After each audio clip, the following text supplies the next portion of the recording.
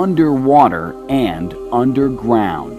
This is the forbidden world of the cave diver, a world of extremes where the experience can leave you breathless.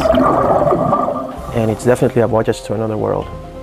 I don't know if it's the moon or any other planet, but it's definitely a voyage into the core of our planet, which is even better. Jesus Rangel leads a team of international cave explorers, extreme divers charting the world's largest system of underwater passages. It's the Nahoch Nachish, a 57-mile labyrinth of submerged caverns under Mexico's Yucatán Peninsula. There are no rivers in the Yucatan, at least not on the surface. They are all underground, aquifers. The only way to get in is through a cenote, and the water inside is filtered through the limestone, making it crystal clear. Visibility tops 600 feet near the cenote entrance. Nice sunlight entrances, creating some shadows, especially with some roots. But deep inside the caves, the visibility is limited only by a flashlight's ability to pierce the darkness. Our exhaled air collects on the cave ceiling, appearing more like mercury than bubbles. This surreal environment creates the sensation not of swimming, but flying through canyons of limestone. It's a very personal dive, very personal way to dive. We dive so slow and the water is so clear that it's the closest you can get to flying. Some areas are truly cavernous, bigger than a 747 jumbo jet. Others are so small we can barely squeeze through. Cave divers must face their deepest fears: fear of the dark, fear of being trapped, and fear of drowning. You can't breathe water, so that's a fact. If something goes wrong, you can't breathe the water. Disorientation is the cave diver's worst enemy. Passages look very similar, and sometimes rising bubbles are the only clue to which way is up. So we employ several backups. A safety line is moored to the exit. If we get lost, we can still get out. Also, Jesus, Martin, and I have a total of 4 tanks and 8 regulators between us. To conserve air, we use the rule of thirds. That means you have 1/3 to get in, 1/3 to get out, and 1/3 as a reserve. This is like an insurance. We have the insurance. If we don't need it, it's way better. But if we need it, it's right there. People have died in the cenotes, some centuries ago. The ancient Maya used them for human sacrifice to their gods. They use these places as a connection with those gods.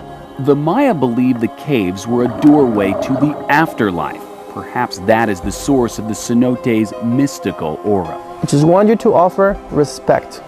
Even if you don't believe in gods, it doesn't make a difference. Just offer respect to those magic gods, and I'm sure they're going to share that feeling with you.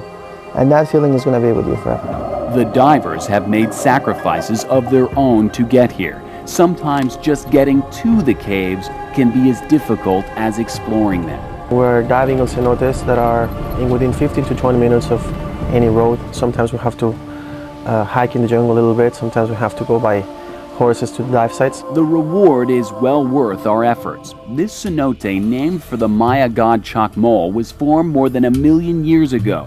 100,000 years ago, the cave dried up, and dripping rainwater slowly formed these massive stalactites. The largest measures 43 feet in length.